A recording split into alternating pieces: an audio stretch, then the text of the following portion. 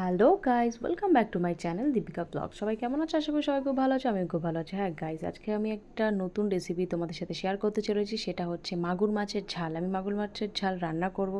তার জন্য আমি মাছটাকে ধুয়ে নুন হলুদ লঙ্কার গুঁড়ো দিয়ে অনেকক্ষণ ম্যারিনেট করে রেখেছি, দেখতেই পাচ্ছ। আর মাগুর মাছ খেতে আমার তো খুবই ভালো লাগে। কার কার ভালো লাগে সেটা অবশ্যই কমেন্ট করে জানিও। এটা আমি ফার্স্ট টাইম করছি গাইজ, দেখো রান্নাটা কীরকম হচ্ছে।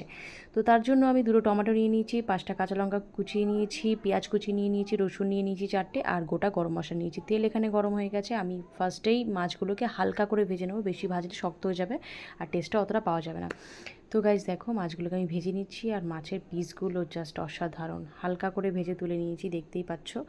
তো সিরিয়াস বলছি, এটা যারা খাওনি খেয়ে দেবে। মাগুর মাছের ঝালটা অসাধারণ খেতে, তো আমার তো খুবই ভালো লাগে, খুবই প্রিয় একটা মাছ আমার। তো দেখো, তেলের ভিতরে আমি গোটা গরম মশলা ফোড়ন দিয়ে তারপর আমি আলুটাকে ভেজে নেব।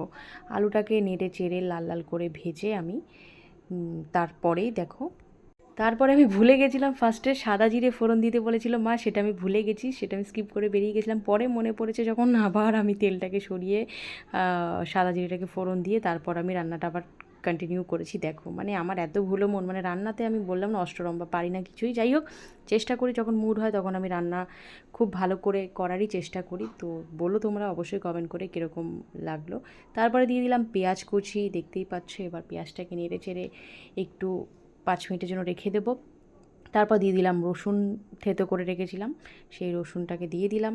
নেড়ে চেড়ে একটুখানি চাপা দিয়ে রেখেছি। দুটো টমেটো কুচি করা ছিল, লঙ্কা ছিল, সেটা দিয়ে আমি পরিমাণ মতো নুন হলুদ আর লঙ্কার গুঁড়ো দিয়েছি। তো গাইজ, এটাই আমি বলতে চাই যে ভুল তো হবেই, বাট তা বলে কি রান্না করবো না নাকি খাবো না? তো যাই হোক, চেষ্টা করেছি, জানি না কতটা কি ভালো হবে। তো তারপরে আমি কষিয়ে একটুখানি হালকা করে চিনি দিয়ে দিয়েছি, যেটা খুব দরকার তরকারিতে কালার আনার জন্য। দেখো গাইস, তরকারিতে আমি ঝোলও দিয়ে দিয়েছি কষানোর পরে। তারপর মাছগুলোকে আমি ছেড়ে দিলাম। তারপরে অ্যাকচুয়ালি ধনেপাতা দিলে আরও টেস্টি হতো, বাট আমি এটা পেঁয়াজ আদা রসুন দিয়ে করেছি বলে ধনেপাতা দিইনি। তো ফাইনালি এটা হচ্ছে রেজাল্ট, ঝোল করেই করেছি। আর সিরিয়াসলি বলছি, অসাধারণ হয়েছে খেতে, অসাধারণ। আমি নিজে করেছি বলে বলছি না, বাট খুবই সুন্দর হয়েছে খেতে।